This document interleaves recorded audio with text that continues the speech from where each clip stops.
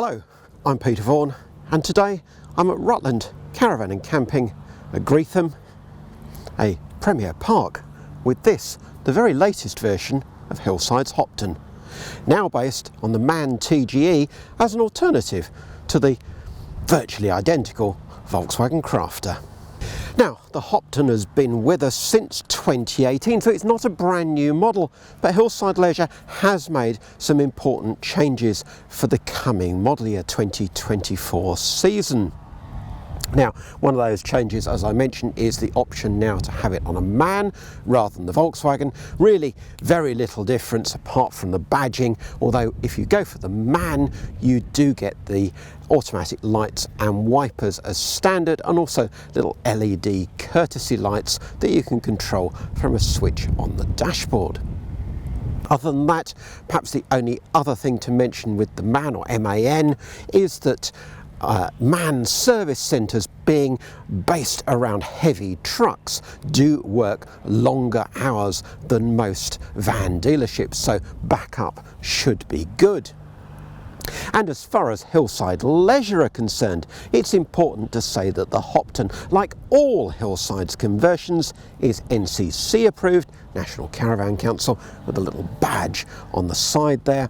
It's European whole vehicle type approved, and of course, Hillside is also part of Volkswagen's Motorhome qualification scheme, although that doesn't apply on an MAN, of course. But the important thing is that they have all the relevant approvals, so you can guarantee that you're buying a safe vehicle that has a guaranteed strong residual value.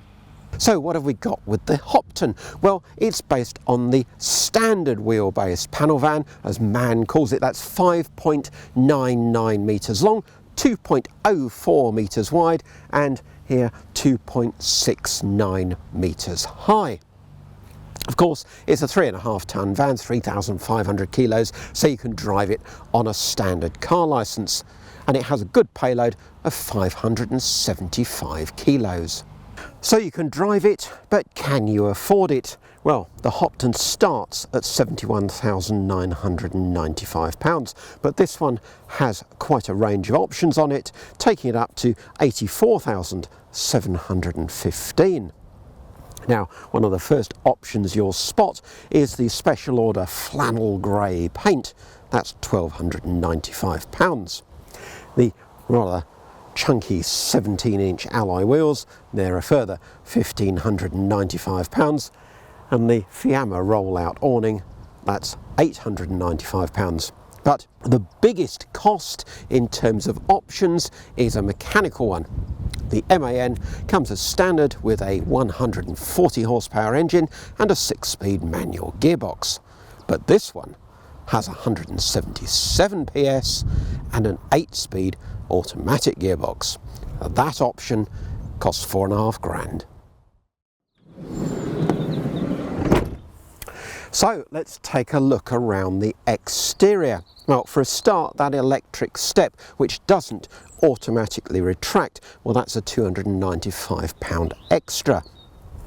But it's interesting because a couple of other converters have told me that you can't fit an electric step on an MAN or a VW Crafter because of the fuel tank position. Well, Hillside seems to have managed it, and although it is quite low, and I have a horrible feeling that I may have grounded it on some rough ground, it does mean that if you are slightly less mobile, you can have a proper entrance step into the vehicle.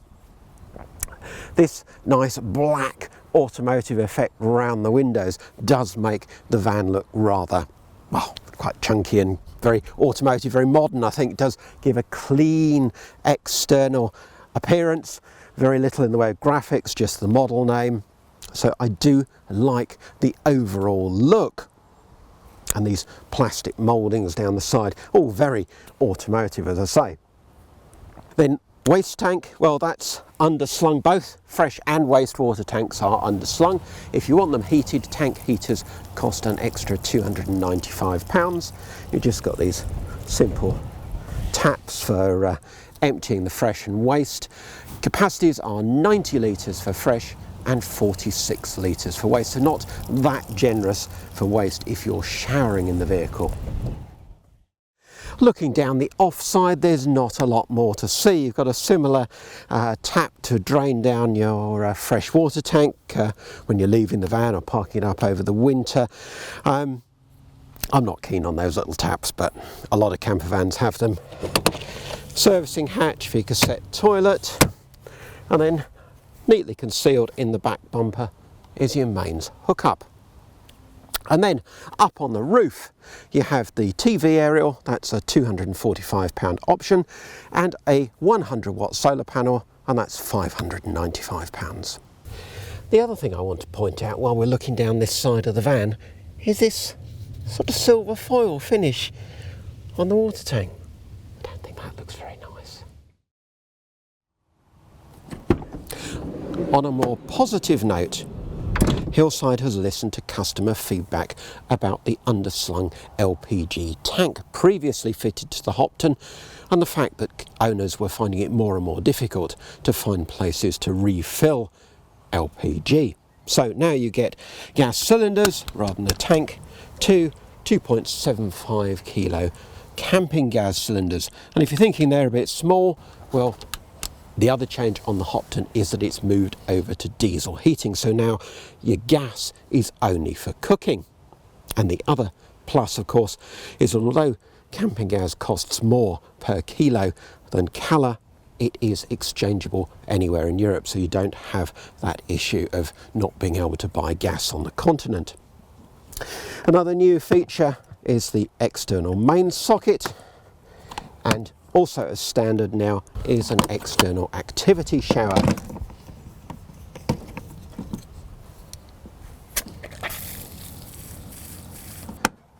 And if you want one, you can have an external barbecue point. That is £345. So you've washed the dog, but just as importantly, let's hope your van doesn't get nicked. And if it does, this VIN chip coding might help you get it back. Now, of course, you can go into the van this way. We're not going to do that. We're going round the back. Back here, you'll notice that the glazing is single glazed glass rather than double glazed plastic motorhome windows as fitted down the sides. You'll also notice this full width bumper cum step, well, that's a £270 option. Now, quite a few of the things fitted on this particular test vehicle I don't think are essential. Nice to have, but not essential. That I wouldn't want to be without. And it has your parking sensors built in as well. Up top is your reversing camera. That's another option. But inside, not an option. This is why you'll buy a Hopton over many of its other MAN or crafter based rivals. A comfortable rear lounge in which I'm now going to enjoy a cup of coffee. Cheers.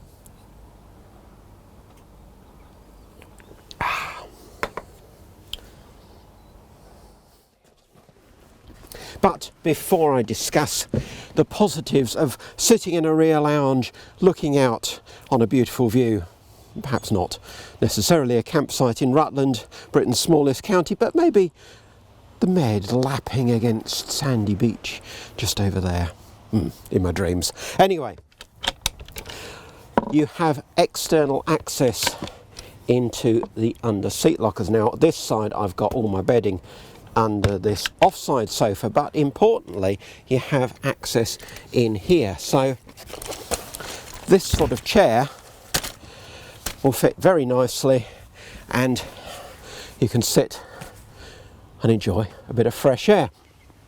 But I've also got levelling wedges, my mains lead went in there, and there's plenty more room. I have my camera tripod and all sorts in that space, and you can get at it not only there but with a drop front as well.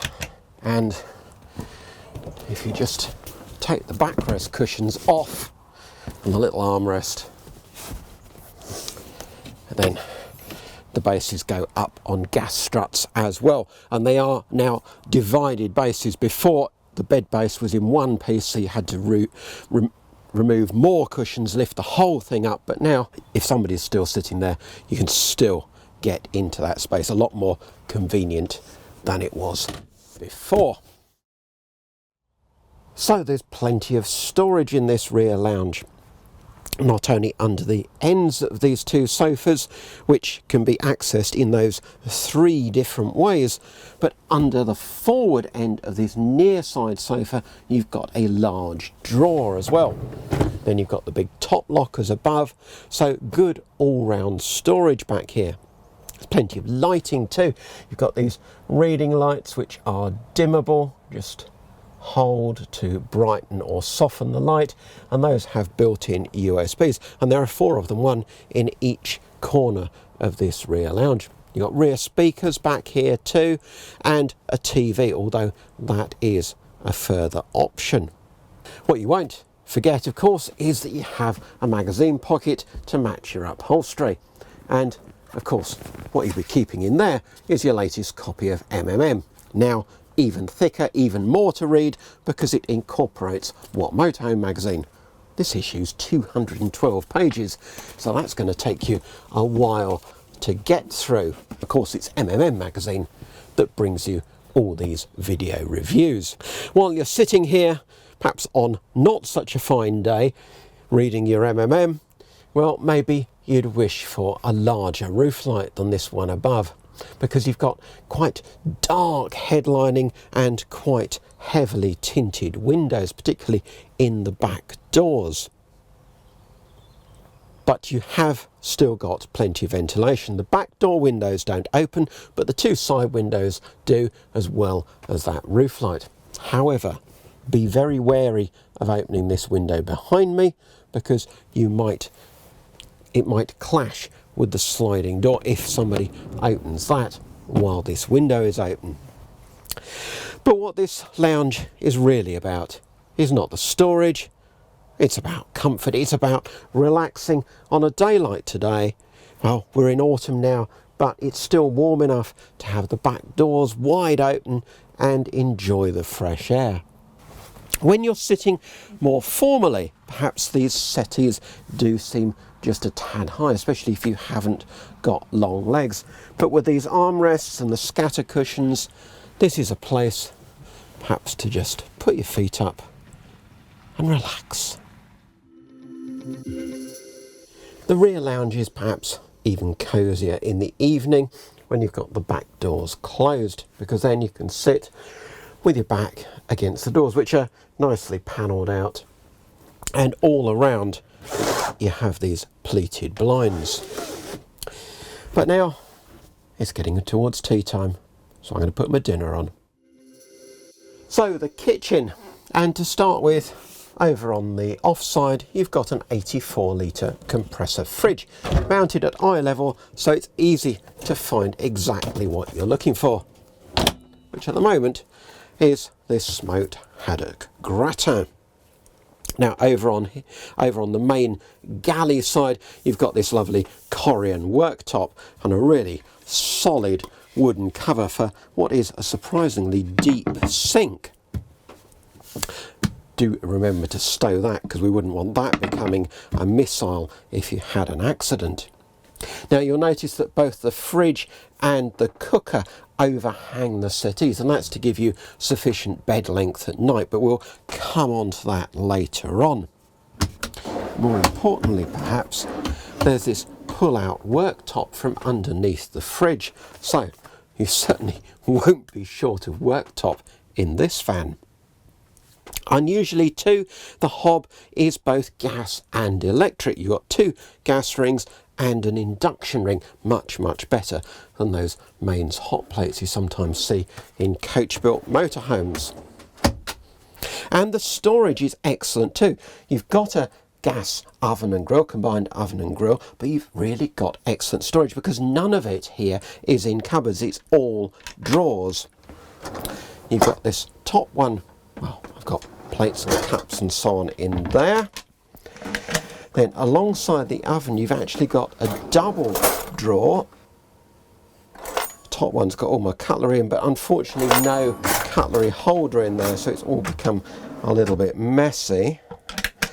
And then down at the bottom, pots and pans and the vital coffee machine.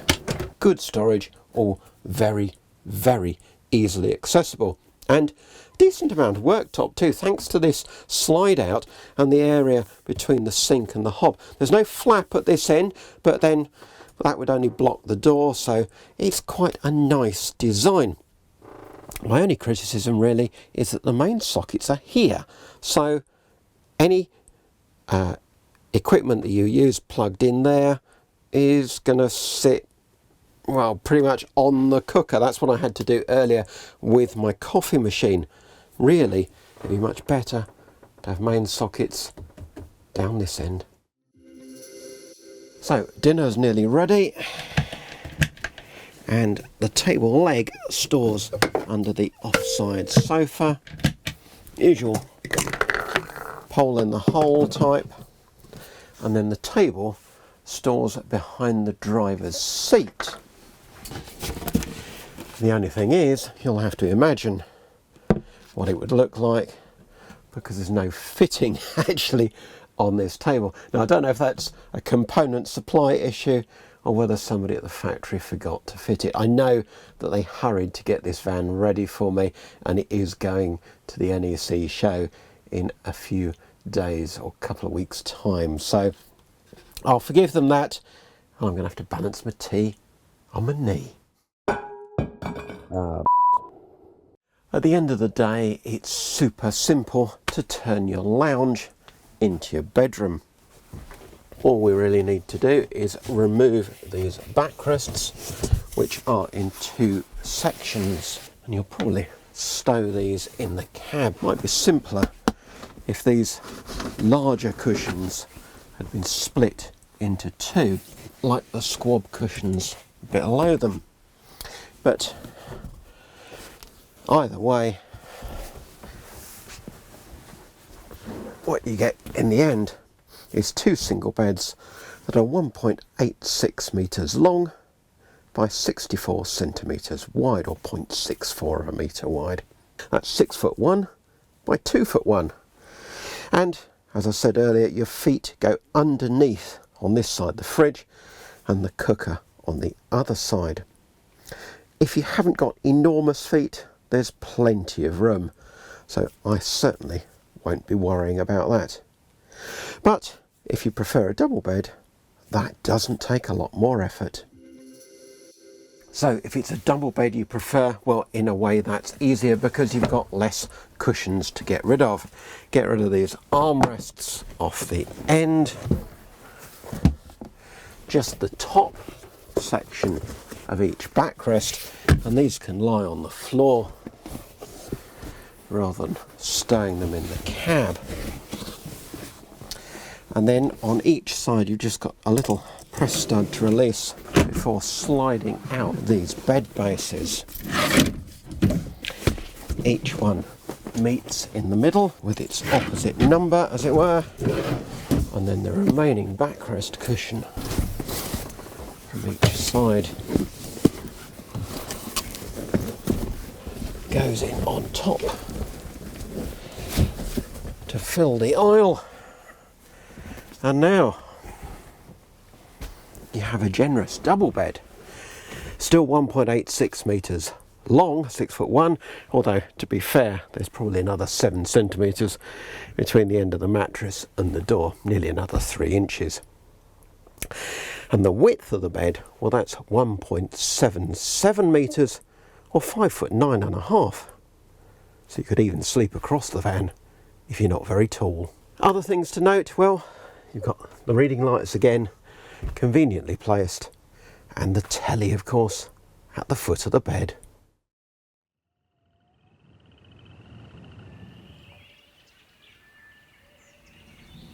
So, a good night's sleep. Wasn't particularly aware of the joins in the bed. Roof vent above for ventilation. And the heating, it's a Webasto system. As I said earlier, diesel now, but diesel and mains. What it doesn't have is a temperature setting, so you just have a rotary dial that you twist according to how powerful you want the heating to be, and last night I just needed it on low. Maximum output is 5 kilowatts. And if he's still being lazy, having a lie-in back there, well, I can sit up front here in this swivel passenger seat. I've got reading lights set into the ceiling above, and they're dimmable as well, just by touching the outer ring. And all Hoptons now have these Remis cab blinds as standard, which are really quite complicated in the way they try and maximise blackout. But I think it's now time to try out the shower.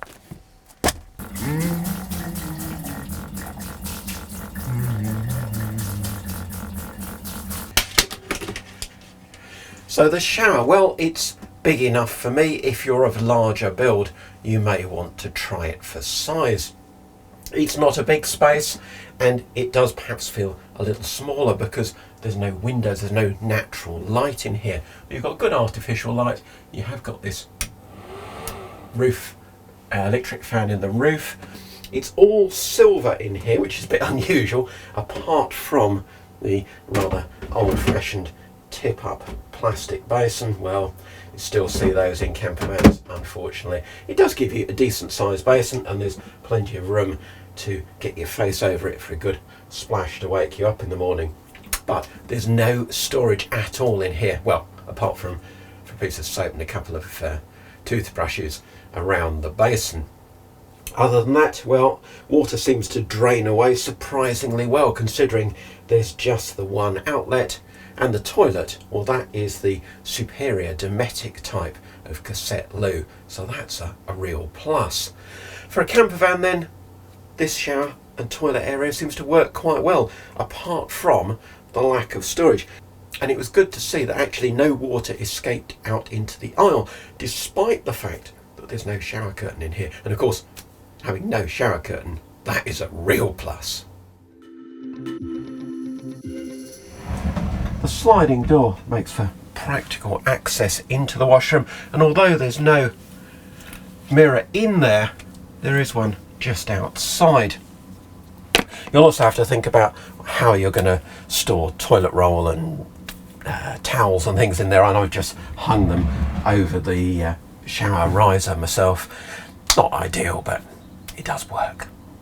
So where are you going to keep your toiletries if not in the washroom? Well, you've got these very useful two little drawers here next to the fridge, next to the settee. Ideal for underwear as well. And then here is your wardrobe. It's only quite slim, but useful hanging space for a couple of jackets or shirts or whatever you want to keep for your best. And finally, on the storage front, note that I think every other MAN or crafter that I've tested has had a full height walk-through into the cab. This one has a slightly lower walk-through. It's not a real stoop down, but you have got this extra storage in the over cab shelf. Right, so time to go for a drive in this MAN TGE.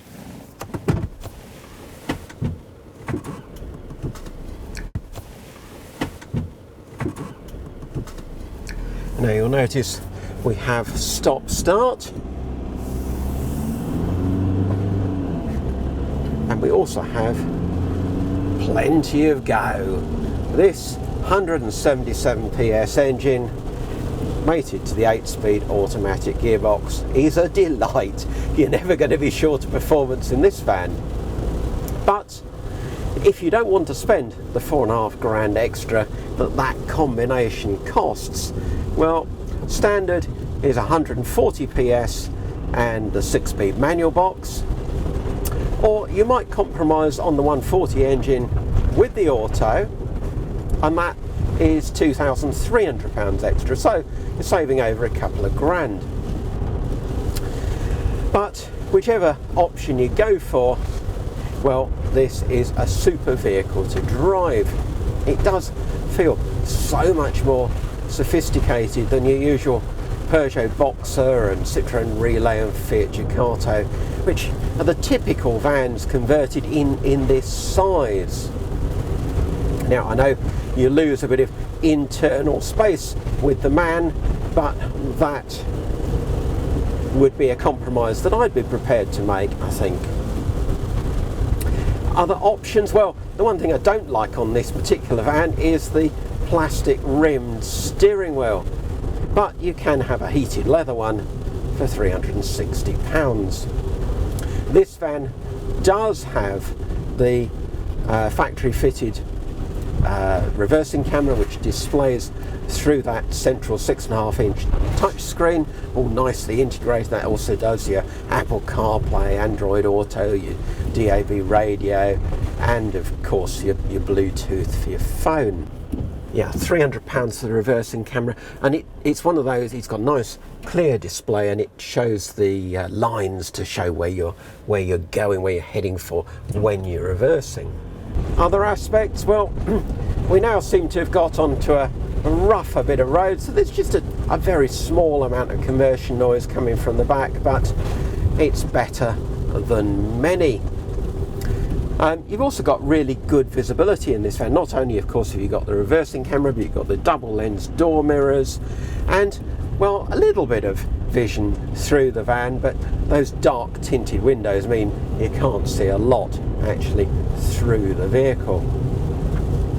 But it's all nicely finished. The quality of the plastics and everything, it just feels that much more solid, more durable, better quality, and it all feels very Volkswagen, from the dials to the display, even the switches for the radio and so on, and steering wheel.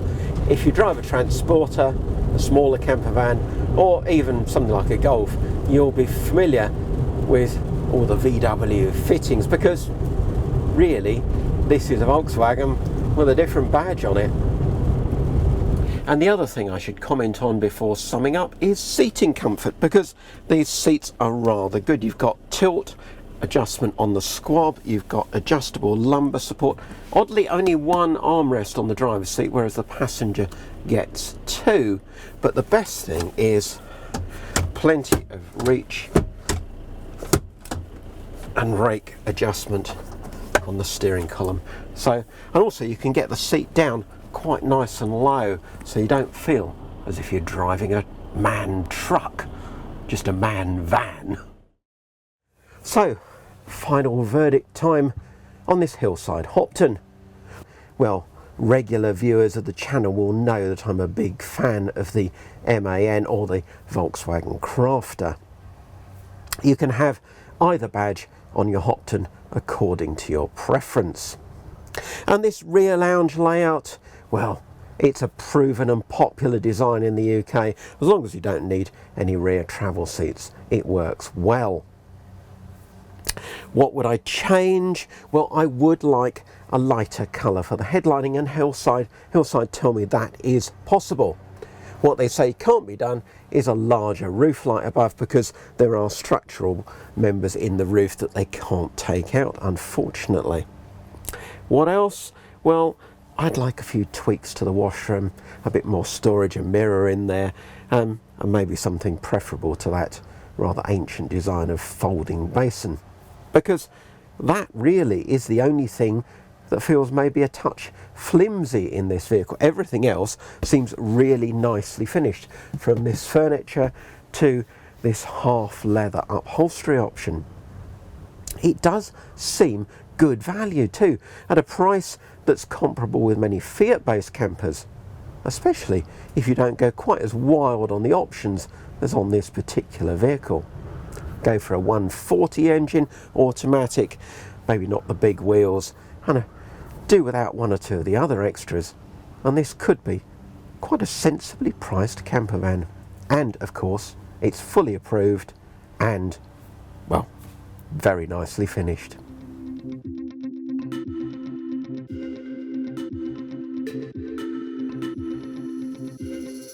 Thank you for watching our latest campervan review. Don't forget to like the video and to subscribe to the channel. It all helps us to keep bringing you this top quality content.